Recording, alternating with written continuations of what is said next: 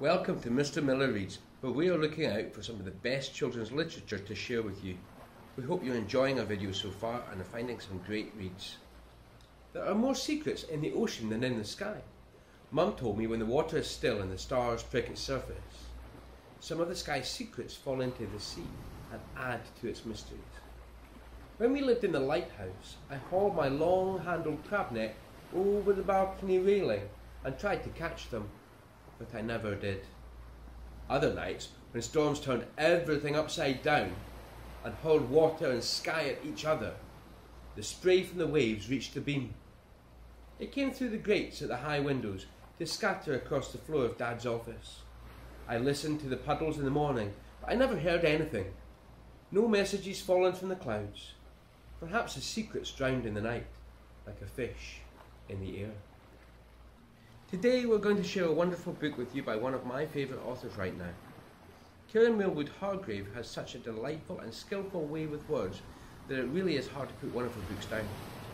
She creates characters that the readers can really fall in love with, and whether set on a fantastical floating island in a world not too different to our own, a frozen land trapped under a magical curse, or a real-life leper colony in early 20th century Philippines, the characters at the heart of Millwood Hargrave's books always tug on the heartstrings as the reader falls in love with them and experiences their adventures along with them.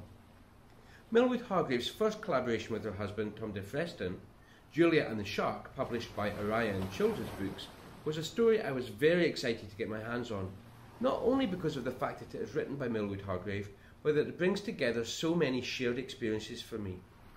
The story is set in Scotland, my home country, albeit far further north than I've ever been. As a diver and a nature lover, I was excited about the shark theme and intrigued that the title shark was in fact a mysterious Greenland shark. The tale also deals with the issue of adult mental health from a child's perspective. It's incredibly important to explore these issues and the range of emotions that go with them.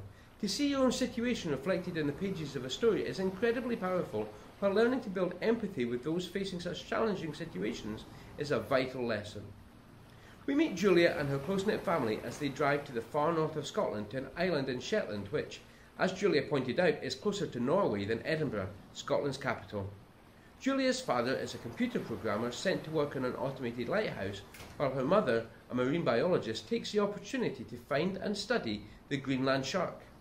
As they settle into the quaint little town near the lighthouse for the summer, things don't always work out as planned, and a family secret comes to light in the most catastrophic way.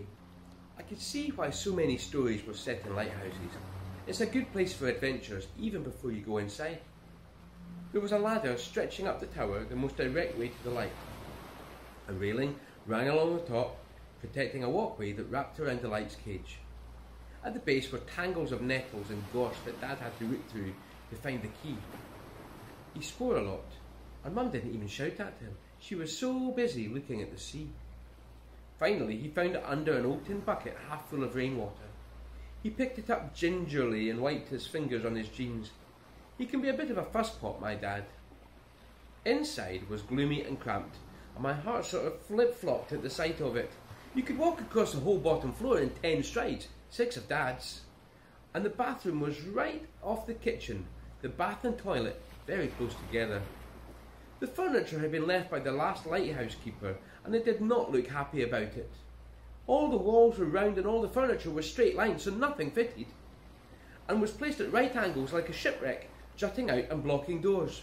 The walls were very thick, but still the damp chased up the sides in dark patches, and the whole place smelt like sea.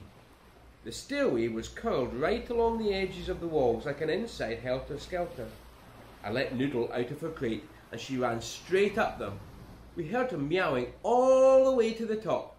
"This is going to be an adventure," said Dad. This is a book that I could not put down. Between the beautiful writing and the mesmerising artwork, I finished it in a day.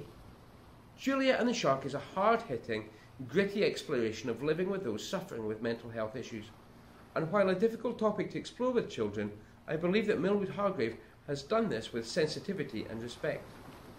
We're taken on a necessary emotional rollercoaster that opens our eyes to the challenges many people face with mental health and well-being from a child's perspective, and could act as a fantastic conversation starter. Finally, I can't leave without commenting once again on Tom de Freston's exquisite artwork, which perfectly illustrates the journey Julia is on. Each page is a delight to look at as it opens up and draws parallels between Julia's inner and outer worlds. Julia and the Shark is more than just a book, it's a collaborative piece of artwork that I hope you all get to appreciate. Have you read Julia and the Shark or any other of Kiran Millwood Hargrave's books? We'd love to hear your thoughts and comments on our Instagram page, along with any other books you've been enjoying. Find yourself a good book, settle down, and happy reading.